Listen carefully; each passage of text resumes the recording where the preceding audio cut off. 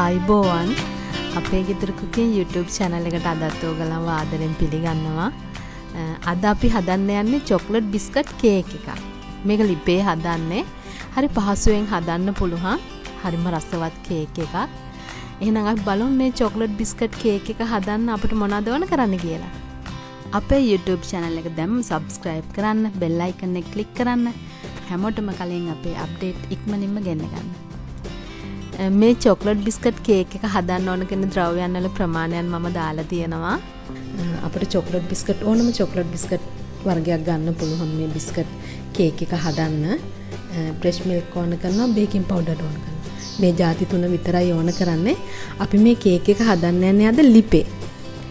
ඉක්මනින් පහසුවෙන් හදා ගන්න පුළුවන්. එහෙනම් අපි බලමු මේ cake එක හදන්නේ කොහොමද කියලා.